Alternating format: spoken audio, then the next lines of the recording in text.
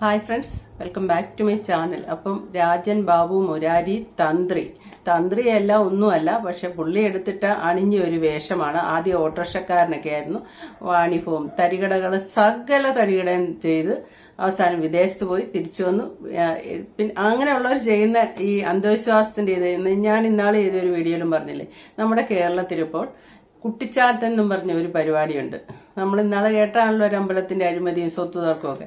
ഈ കുട്ടിച്ചാത്തന്റെ സേവ നടത്തുന്ന അമ്പലങ്ങളിൽ വന്ന് മറിയുന്ന ലക്ഷങ്ങൾക്ക് കയ്യും കണക്കുമില്ല. ശരിക്കും അവർക്കൊക്കെ അത് വരുന്നവരാരാന്നറിയാം? രാഷ്ട്രീയക്കാര്, സിനിമാക്കാര്, വലിയ വലിയ ബിസിനസ്സുകാർ. ലക്ഷങ്ങൾ ഒരു വിലയില്ലാതെ അവർ കൊടുത്താണ് ആ പൂജ ചെയ്യുന്നത്. അടുത്തറിയാവുന്നതുകൊണ്ട് ഞാൻ പറയുന്നത്, ലക്ഷങ്ങൾക്ക് യാതൊരു വിലയില്ല. ഇത്രയും സാക്ഷര കേരളം എന്നൊക്കെ പറയുന്നത് അത് ഒരു സൈഡിൽ അങ്ങനെ നടക്കുന്നുണ്ട് കേട്ടോ. ഡിഗ്രികളുടെ എണ്ണം എല്ലാം ഇങ്ങനെ നടക്കും. പക്ഷെ എങ്ങനെയോ ജനിച്ചപ്പോൾ തൊട്ട് നമ്മൾ ഈ ചോറ് വാരി ഇളയിൽ വെച്ച് ഒരു കുട്ടിക്ക് ചോറ് വാരി കൊടുക്കുമ്പോൾ തൊട്ട് ഈ അന്ധവിശ്വാസങ്ങളും നമ്മളിൽ അങ്ങ് ഒരു വാക്കൂടെ തന്നെ. ഇപ്പൊ അഞ്ചുകണ്ണൻ വരും, വേഗം ചോറുണ്ടോ എന്ന് പറയുന്നത്. അഞ്ചുകണ്ണൻ ഇല്ല, പക്ഷെ നമ്മുടെ ഉള്ളിൽ ഒരു അഞ്ചുകണ്ണൻ ഉണ്ടായില്ലേ?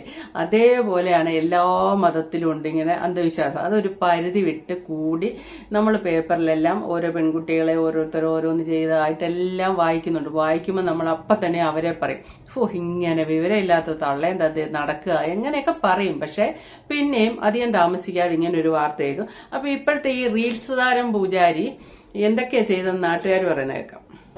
വലിയൊരു ഫ്രോഡാണ്. പല വിഷയം ഇദ്ദേഹം പരമ്പരാഗത ജ്യോതിഷനോ കാര്യങ്ങളോ ഒന്നും അല്ല. ഈ മുരാരി എന്ന് പറയുന്ന ആള് ഇവിടെ ഒരു ആട്ടോറിക്ഷ തൊഴിലാളിയായിട്ട് ജീവിച്ച ഒരാളാണ്. ഒരു സുപ്രഭാതത്തി അതുപോലെ തന്നെ ചാരായം വാറ്റ്, ഇങ്ങനെ വാറ്റും പ്രശ്നമായി കേസായി. അതുപോലെ തന്നെ അന്ന് തന്നെ ആട്ടോറിക്ഷ ഓടിക്കുന്ന സമയത്തും പല സ്ത്രീപീഡന കേസുണ്ടായി. നാട്ടുകാരെല്ലാം കൈവക്കി ഒരുപാട് അടിയൊക്കെ കൊണ്ട് ഇദ്ദേഹം കുറെ നാൾ ഒളിവിലായിരുന്നു. അതിനുശേഷം ഏതോ വിദേശ രാജ്യങ്ങളിലൊക്കെ പോയിട്ട് തിരിച്ചു വരുമ്പോൾ അറബികളെയൊക്കെ പറ്റിച്ച് തിരിച്ചു വന്നിട്ട് ഇവിടെ ജ്യോതിഷനായിട്ട് ജ്യോതിഷൻ മാത്രമല്ല, ഇദ്ദേഹം വലിയ തന്ത്രിയാണെന്നാണ് പറയുന്നത്. വലിയ ബോർഡൊക്കെ വെച്ച് ഇവിടെ പ്രവർത്തനം ആരംഭിക്കുകയും ഒരുപാട്, അതുപോലെ തന്നെ വാസ്തുശാസ്ത്രവും അറിയാം. ഒരുപാട് വലിയ വലിയ കെട്ടിടങ്ങളൊക്കെ വാസ്തുവൊക്കെ ഇദ്ദേഹമാണ് നോക്കുന്നതെന്ന് പറഞ്ഞ് ജനങ്ങളെ പറ്റിക്കുക സോഷ്യൽ മീഡിയ വഴി. അതുപോലെ തന്നെ ഒരുപാട് പൂജകൾ, ഈ നമ്മുടെ തന്ത്രശാസ്ത്രങ്ങളിലൊന്നും പറയാത്ത ചില പൂജകളൊക്കെയാണ് ഇദ്ദേഹം പറയുന്നത്. ഇതെല്ലാം സോഷ്യൽ മീഡിയ ഇട്ട് വലിയ പ്രചരണമാണ്. ഇതൊക്കെ കണ്ട് ലക്ഷങ്ങൾ പറഞ്ഞാണ് ആളുകൾ ഇത്തരം അന്ധവിശ്വാസത്തിൽപ്പെട്ട് ഇദ്ദേഹത്തെ കൊണ്ട് പൂജ ചെയ്യിക്കുന്നത്. ഇതൊക്കെ കണ്ടിട്ട് അബദ്ധം പറ്റിയാണ് പലരും ഇദ്ദേഹത്തെ ഈ ജ്യോതിഷനെ സമീപിക്കുന്നത്. മുരാരി ഈ വക തരികട പഠിച്ച ഒരു മനുഷ്യന് ഏറ്റവും തഴച്ച് വളരാവുന്ന എന്താണെന്ന് വെച്ചാൽ ഇതേപോലത്തെ മന്ത്രവാദവും ഇതുമായിട്ട് നമ്മൾ കേട്ടാലേ ബലി വരെ നമ്മുടെ കേരളത്തിൽ നടന്നിട്ടുണ്ടെന്ന് ഓർക്കണം. അത് കഴിഞ്ഞിട്ട് ഇപ്പൊ എത്ര നാളായി? 3-4 വർഷമേ കഴിഞ്ഞിട്ടുള്ളൂ. അപ്പം അതുപോലെ വിദേശത്ത് പോയി അവിടെ പോയിട്ട് എന്തോ ഏറ്റില്ലെന്ന് തോന്നുന്നു. അവിടെ അറബികളെ അത്ര പറ്റിക്കാൻ പറ്റിയില്ലെന്ന് തോന്നുന്നു. തിരിച്ചിഞ്ഞു പോന്നു. ഇപ്പൊ ഈ പെൺകുട്ടിയോട് ഈ ചെയ്തത് ബെഡ്റൂമിലോട്ടൊക്കെ കൊണ്ടുപോയിട്ട് ചെയ്തിട്ട് തിരിച്ചു വന്ന് അതാണ് അതിന്റെ ഒരു പോയിന്റ്. ആ റൂമിലോട്ട് കയറ്റിക്കൊണ്ടുപോയി. അപ്പൊ അയാളുടെ ഭാര്യയും അമ്മയൊക്കെ ഉണ്ട്, അവര് സപ്പോർട്ടാണ് അയക്ക്. അങ്ങനെയാണ് ഞങ്ങളൊക്കെ ഇവിടെ ഇല്ലേ എന്ന് ചോദിക്കുക ചെയ്തേ അവര്. ആ പെൺകുട്ടിയുടെ അമ്മ ചോദിച്ചപ്പം എന്തിനെങ്കിലും മുറിയിലോട്ട് കൊണ്ടുപോകുന്ന ചോദിച്ചപ്പോഴത്തേനും അത് ഞങ്ങളൊക്കെ ഇവിടെ ഇല്ലേ എന്ന് പറഞ്ഞു. ആ തിരിച്ചിറങ്ങിക്കഴിഞ്ഞ് ഈ പെൺകുട്ടി കരഞ്ഞുകൊണ്ട് മുറിക്കുള്ളിൽ വെളിയിൽ ഇറങ്ങുമ്പം ഇയാൾ പറഞ്ഞ വാചകം ഈ അമ്മയോട് എന്താണെന്നറിയാം? അയ്യോ, നിങ്ങൾ അവളോട് സംസാരിക്കാൻ നിൽക്കരുത്. നിങ്ങൾ സംസാരിച്ചാൽ ആ പെൺകുട്ടിയുടെ ദേഹത്തൊരു ബാധയുണ്ട്. അപ്പൊ ആ ബാധ നിങ്ങളുടെ ശരീരത്തിലേക്ക് കയറും എന്ന്. അപ്പൊ ഇതിൻ്റെ അകത്ത് നമ്മൾ മനസ്സിലാക്കണ്ടേ, ഈ പെൺകുട്ടിക്കും ഈ പെൺകുട്ടിയുടെ അമ്മയ്ക്കും അല്ലെ അവർക്കെല്ലാം അമിതമായ അന്ധവിശ്വാസം ഉള്ളവരാണ്. അങ്ങനെ ഒരു വ്യക്തിയാണെന്ന് മനസ്സിലായതുകൊണ്ടാണ് ഇദ്ദേഹം നിങ്ങൾ സംസാരിച്ചാൽ എന്താ വരുന്നത് നമുക്ക് മനസ്സിലായി. മുറിക്കുള്ളിൽ സംഭവിച്ചത് പെൺകുട്ടി പറയും. അപ്പൊ അത് പറയാതിരിക്കാൻ ഒരു മുഴ മുമ്പേ എറിഞ്ഞ് തന്ത്രി പറയാണ് നിങ്ങൾ സംസാരിക്കാനേ പോവില്ല. അപ്പൊ പെൺകുട്ടി സംസാരിക്കാൻ അങ്ങോട്ട് എന്നാലും അയ്യോ എന്റെ മേത്ത് വാത കയറുമെന്ന് ചോദിച്ച് തള്ള സംസാരിക്കാതെ പൊക്കോണം. അതിന് വേണ്ടിയുള്ള നമ്പരാണ്. ഏതായാലും അതുണ്ടായില്ല. അവസാനം പെൺകുട്ടി കരഞ്ഞുകൊണ്ടെല്ലാം പറഞ്ഞപ്പം അവർക്ക് ആ സ്ത്രീക്ക് മനസ്സിലായി. ഏതായാലും ബാക്കി കേൾക്കാം.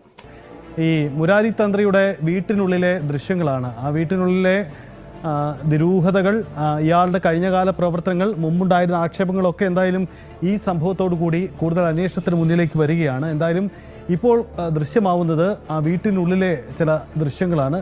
പൂജാമുറി എന്നും പറഞ്ഞ് സ്വന്തം കിടപ്പുമുറിയിലേക്ക് കുട്ടിയെ കൊണ്ടുപോയി അവിടെ വെച്ച് പീഡിപ്പിച്ചു. ഇതൊക്കെയാണ് ആക്ഷേപം. അവിടുന്ന് രക്തക്കറയടക്കം കണ്ടെത്തുകയും ചെയ്തിട്ടുണ്ട്. അപ്പോൾ ഇയാൾ മുൻകാലങ്ങളിലും പരാതി ഉയർന്ന ഈ സംഭവമല്ലാതെ നിരവധി സംഭവങ്ങൾ നേരത്തെ ഇയാൾ ക്രിമിനൽ പ്രവർത്തനങ്ങൾ നടത്തിയിട്ടുണ്ട് എന്ന ആക്ഷേപം കൂടിയുണ്ട്. ഇക്കാര്യങ്ങളൊക്കെ പരിശോധിക്കപ്പെടും. സമൂഹ മാധ്യമങ്ങൾ ഉപയോഗിച്ചുകൊണ്ട് താൻ വലിയ സ്വാധീന ശക്തിയാണെന്ന് വരുത്തി തീർക്കി പൊതുവിൽ ആളുകളെ തെറ്റിദ്ധരിപ്പിച്ചുകൊണ്ടുള്ള നീക്കമാണ് നടത്തിയിരുന്നത്. മുമ്പ് ഒരു ഓട്ടോ ഡ്രൈവറായി പ്രവർത്തിച്ചിരുന്ന, ജോലി ചെയ്തിരുന്ന വ്യക്തിയാണ് ഇയാളാണ്. പിന്നെ തനിക്ക് ജ്യോതിഷം അറിയാമെന്നും താൻ പ്രവചനങ്ങൾ നടത്തുമെന്നുമുള്ള വലിയ അവകാശവാദങ്ങളൊക്കെ ഉന്നയിച്ചു വരുന്നത്. കഴിഞ്ഞ ദിവസങ്ങളിൽ ഒരു ടെലിവിഷൻ ചാനലിലടക്കം ചർച്ചകളിൽ പങ്കെടുത്ത് വലിയ അവകാശവാദങ്ങൾ ഉന്നയിച്ച വ്യക്തി കൂടിയാണ് ഈ മുരാരി തന്ത്രി എന്ന പ്രത്യേകത കൂടിയുണ്ട്. എന്തായാലും ആ തരത്തിൽ കൂടിയും വലിയ ആക്ഷേപമുണ്ട്. ഇത് ആ വീടിനുള്ളിലെ ദൃശ്യങ്ങൾ കൂടിയാണ് ഇപ്പോൾ പുറത്തു വരുന്നത്. ഈ മനുഷ്യനെ പറ്റി സോഷ്യൽ മീഡിയയിൽ അന്വേഷിച്ചാല് ഒത്തിരി വാർത്തയുണ്ട്. ഇപ്പൊ പറയുന്നത് എന്താണെന്ന് വെച്ചാൽ 20 ലക്ഷം പുള്ളിക്കാരനോട് ആവശ്യപ്പെട്ടത് പുള്ളിക്കാരനെ പെടുത്തിയ ട്രാപ്പായതെന്നാ പറയുന്നത്. പിന്നെ കൈയൊടിച്ച് ഇങ്ങനെ പിടിച്ചിട്ടുണ്ട്. അത് ആരെങ്കിലും തല്ലി ഒടിച്ചാണോ എന്ന് അറിയത്തില്ല. എന്താണെങ്കിലും പക്ഷെ പറഞ്ഞു വരേണ്ട ഒരു കാര്യം, കിടന്ന് ഒത്തിരിയും വർത്താനം പറയുന്ന കാര്യമില്ല. നമ്മുടെ ചുറ്റുവട്ടത്തും ഇപ്പം കൊണ്ടുപോയിട്ട് ബെഡ്റൂമിൽ കയറ്റി ഇതുപോലെ ഉപദ്രവിക്കുന്നൊന്നും ഇല്ലേലും നമ്മുടെ ചുറ്റുവട്ടത്തൊക്കെ ഏകദേശം അതുപോലുള്ള കാര്യങ്ങളൊക്കെ ഇഷ്ടംപോലെ നടക്കുന്നുണ്ട്. എന്തെങ്കിലും ഡിപ്രഷനോ അല്ലെ അങ്ങനെയൊക്കെ ഒന്ന് വരുമ്പോഴത്തേക്കിന് നേരെ പഴയ കാലത്ത് ഡോക്ടറെ കാണാൻ പോകാതെ ഇങ്ങനെയുള്ള മന്ത്രവാദികളുടെ പുറകെ പോകും. കാലം ഒത്തിരി മാറി, എല്ലാവർക്കും വിദ്യാഭ്യാസം നേടി, അന്ധവിശ്വാസം നല്ലതാണ്, അന്ധവിശ്വാസം അത്ര വേണ്ട, ഇതൊക്കെ അറിയാമെങ്കിലും പെട്ടെന്ന് ഇങ്ങനെ ഒരു ഡിപ്രഷൻ ഇതൊക്കെ കണ്ടാൽ ജനങ്ങൾക്ക് ഇപ്പോഴും ഒരു ടെൻഡൻസി ഉണ്ട്. എല്ലാ മതത്തിലൊക്കെ ഉണ്ടെന്ന് തോന്നുന്നു. അവരുടേതായ ഒരു പൂജാരി അവരെയൊക്കെ കാണുക, ആ രീതിയിലേക്ക് അങ്ങ് പോകുമ്പോഴോ പണം പിടിച്ചു പറിക്കുക എന്നുള്ള പരിപാടിയാണ്. അതിന്റെ കൂടെ കൊച്ചു പെൺപിള്ളാരെയൊക്കെ കാണുമ്പോഴത്തേന് ഇതുപോലത്തെ ശ്രീലമ്പടനായ ഒരുത്തന്റെയൊക്കെ മുന്നിൽ ഇത്ര ചെറിയ പ്രായത്തിലുള്ള പെങ്കൊച്ചിനെയൊക്കെ കയറ്റി വിട്ടിട്ട് അകത്തിരുന്ന് പൂജ, ഞാനിവിടെ കാങ്കയുള്ള പൂജ മതിയെന്ന് പോലും പറയാനുള്ള കപ്പാസിറ്റി അമ്മമാർക്ക് പോലും ഇല്ല. ഇത്രയും കുഞ്ഞു പെങ്കൊച്ചിനെ കയറ്റി വിട്ടിട്ട് എന്താണെന്നറിയാതെ മുറുക്കി വെളിയിൽ നിൽക്കുക.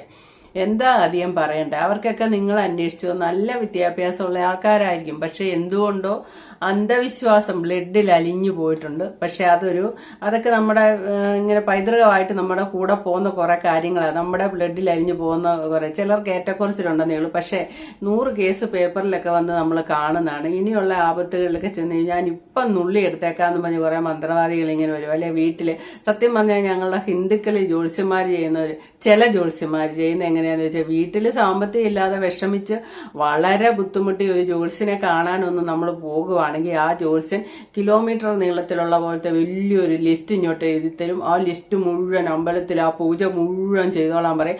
ആ പൂജ മുഴുവൻ ചെയ്യുന്ന ദേവസ്വം ബോർഡിന് കാശുണ്ടാക്കി കൊടുക്കുകയെന്ന്. ആ പൂജ ചെയ്യാനുള്ള പൈസ ഇല്ലാതെയാണ് ബുദ്ധിമുട്ടുമ്പോഴാണ് പലരും ജ്യോത്സ്യനെ കാണുന്നത്. ജ്യോത്സ്യം ചെയ്യുന്നത് എന്തിനാ?